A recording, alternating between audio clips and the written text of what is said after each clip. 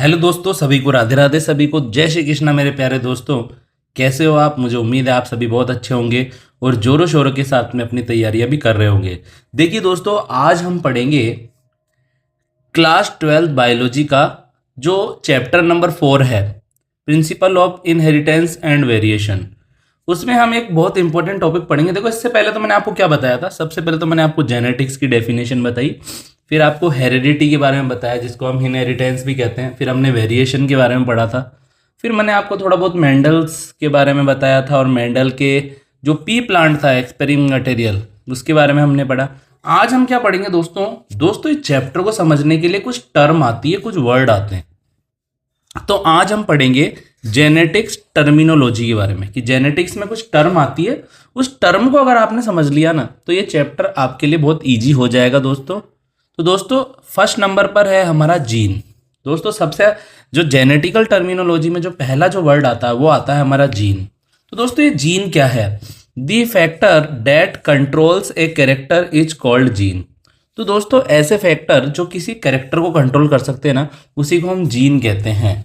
तो सबसे पहले ये जो फैक्टर था ना, इसके बारे में मेंडल ने बताया था दोस्तों। तो क्या होता है दोस्तों gene? The factor that control a character is called gene.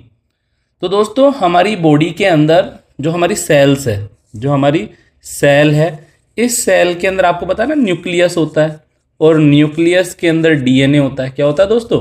DNA. और डीएनए के अंदर जीन होते हैं। तो जीन क्या है? ये पार्ट ऑफ डीएनए, डीएनए के पार्ट होते हैं, डीएनए के सेगमेंट होते हैं जो कैरेक्टर को कंट्रोल करते हैं।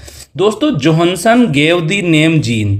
दोस्तों, जीन के लिए सबसे पहले है ना, मेंडल ने तो फैक्टर वर्ड दिया था और जॉनसन ने जीन वर्ड यूज में दिया था। तो देखो यहाँ पर Johansson gave the name gene for factor used by Mendel. अब दोस्तों, अपन दूसरा जो जेनेटिक्स की जो टर्मिनोलॉजी में जो दूसरा बिंदु है, जो दूसरा पॉइंट है, वो है दोस्तों एलिलोमॉर्फ और एलील। आपसे पूछा जा सकता है कि what is the full form of allele. तो दोस्तों, एलील की फुल फॉर्म होती है एलिलोमॉर्फ। क्या होती है दोस्तों? एलिलोमॉर्फ होती है दोस्तों क्या होता है? मेरी बात सुनिए, मैं आपको एक एग्जांपल देता हूँ, समझना। जैसे मैंने बोला कि एक जीन है, हमारे पास में वन जीन है और ये वन जीन वन कैरेक्टर को कंट्रोल कर रहा है। एक जीन एक कैरेक्टर को क्या कर रहा है दोस्तों? कंट्रोल कर रहा है। लेकिन आप देख सकते हैं, जैसे मैं बोलूं कि एक लेंथ वाला जीन है, एक लेंथ वाला जीन है, ठीक है दोस्तों। तो एक लेंथ के लिए केवल कितना जीन है? एक जीन। कितना जीन है लेंथ के लिए? एक जीन। लेकिन आप देख सकते हैं कि लेंथ तो दो प्रकार की हो सकती है, टॉल भी हो सकती है और डॉर्फ भी हो सकती है। तो मैंने आपको क्या बताया? मैंने आपको ये बताया कि एक कैरेक्टर को कंट्रोल करने के लिए एक जीन होता है, लेकिन वो कैरेक्टर दो प्रकार का हो सकता है, ज्यादा कैरेक्टर और कम कैरेक्टर। समझ में आ रही बात आपको? जैसे मैं बोलूं लेंथ, लेंथ एक ही कैरेक्टर है लेकिन लेंथ दो तरह की हो सकती है, टॉल और ड्वार्फ। तो हम क्या बोल सकते हैं कि इसका जो एलील होगा वो कैपिटल टी होगा और इसका एलील क्या होगा? स्मॉल टी होगा। तो अपन क्या बोल सकते हैं कि एक जीन के दो विपरीत रूप मिलते हैं, एक जीन की टू अल्टरनेटिव फॉर्म मिलती है। एक फॉर्म तो कैरेक्टर को बढ़ाती है, इंक्रीज करती है, और दूसरा कैरेक्टर को डिक्रीज करती है दोस्तों। तो एलिलोमॉर्फ क्या है? Alternative form of a gene which control any one character is called allelomorph और एलील। तो alternative form of a gene which control any one character. तो भैया किसी जीन के रूप जो किसी एक कैरेक्टर को कंट्रोल करते हैं एलिलोमॉर्फ या एलील कहलाते हैं। एग्जाम्पल के लिए आप देखिए, जैसे height of the plant is controlled by A gene. जैसे प्लांट की जो हाइट है ना, वो टी जीन के द्वारा कंट्रोल की जाती है। लेकिन जो ये टी जीन है ना, इसके टू एलील मिलते हैं। कैपिटल टी तो प्लांट को टॉल बना देता है, मतलब हाइट को बढ़ा देता है, और जो स्मॉल टी वाला है वो हाइट को घटा देता है, प्लांट को डॉर्फ बना देता है दोस्तों। अब दोस्तों, हम दूसरा पॉइंट, अब हमारी जो तीसरा जो टर्म है ना, वो है होमोजाइगस। दोस्तों, आप देख सकते हैं कि जो हमारी बॉडी होती है, जो बॉडी है, और बॉडी के अंदर जो सेल्स होती है ना, सोमेटिक सेल्स कहलाती है। क्या कहलाती है दोस्तों? सोमेटिक सेल्स कहलाती है। और हमेशा एक बात ध्यान रखना कि सोमेटिक सेल्स के अंदर जो ये एलील होते हैं ना, ये जो एलील है ये पेयर में होते हैं दोस्तों। क्या होते हैं दोस्तों? ये पेयर के अंदर होते हैं, जोड़े के अंदर होते हैं, पेयर्स के अंदर होते हैं। और जब एक पेयर के बोथ एलील, दोनों के दोनों एलील सिमिलर हो तो उसको होमोजाइगस कहते हैं, और जब एक पेयर के बोथ एलील डिसिमिलर हो दोस्तों तो उसको हेटेरोजाइगस कंडीशन के नाम से जाना जाता है। तो दोस्तों यहां पर हमें क्या याद करना है, यहां पर आप देखिए, when both alleles of a gene are similar, the condition is known as homozygous, tt और स्मॉल tt। जब एक जीन के दोनों एलील सिमिलर हो तो इस कंडीशन को हम होमोजाइगस के नाम से जानते हैं दोस्तों। इसी तरह से आप देख सकते हैं दोस्तों हेटेरोजाइगस, क्या देख सकते हैं दोस्तों, हेटेरोजाइगस कह सकते हैं।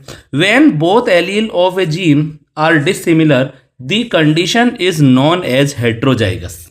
जब दोस्तों एक जीन के बोथ एलील डिसिमिलर हो, अलग अलग हो, तो उस कंडीशन को हम हेटेरोजाइगस कंडीशन कहते हैं। जैसे कि आप देख सकते हैं कैपिटल टी स्मॉल टी दोस्तों, ठीक है।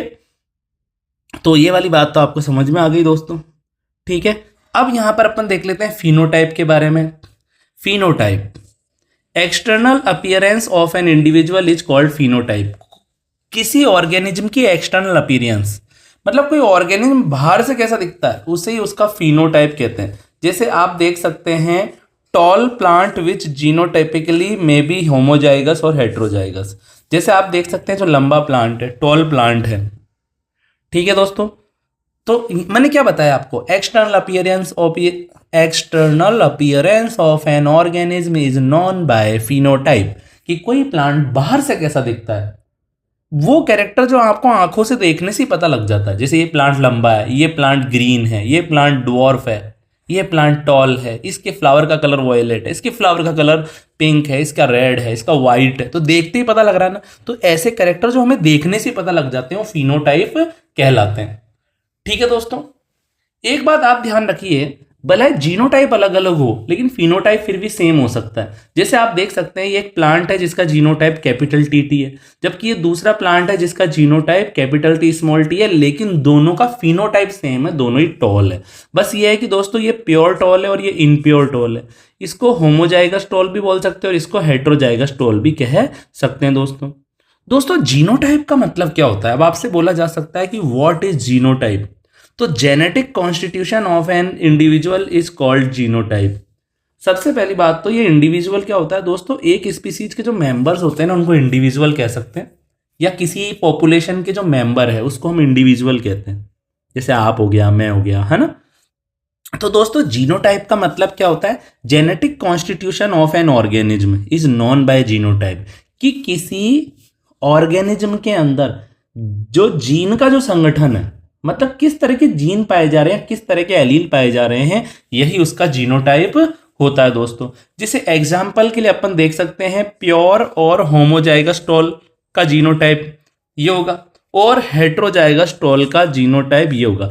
यहां पर आप देख सकते हैं कि दोनों का फिनोटाइप सेम है। देखो प्योर वाला भी है तो टॉल ही ना, प्योर वाले को अपन होमोजाइगस टॉल कह सकते हैं, और जो दोस्तों इनप्योर है, इनप्योर अशुद्ध, उसको आप हेटेरोजाइगस टॉल भी, दोनों ही टॉल है, प्योर वाला भी टॉल है और हेटेरोजाइगस वाला भी टॉल है, लेकिन दोनों का जीनोटाइप अलग अलग है। इसका कैपिटल टी टी है और इसका कैपिटल टी स्मॉल टी है। तो जीनोटाइप का मतलब क्या होता है दोस्तों, कि किसी ऑर्गेनिज्म का जो जीन की जो, मतलब किसी ऑर्गेनिज्म के अंदर किस तरह के जीन या किस तरह के एलील पाए जा रहे हैं, यही उसका जीनोटाइप होता है। जैसे कि शुद्ध लंबे के अंदर या प्योर टॉल या होमोजाइगस टॉल के अंदर कैपिटल टी टी एलील मिलते हैं, जबकि हेटेरोजाइगस टॉल या इनप्योर टॉल के अंदर कैपिटल टी स्मॉल टी मिलते हैं दोस्तों आई होप जो आज हमने ये पढ़ी है जेनेटिकल टर्मिनोलॉजी आपको समझ में आई होगी। मिलते हैं हम नेक्स्ट क्लास के अंदर, आगे मैं आपको और भी कुछ टर्म्स पढ़ाऊंगा।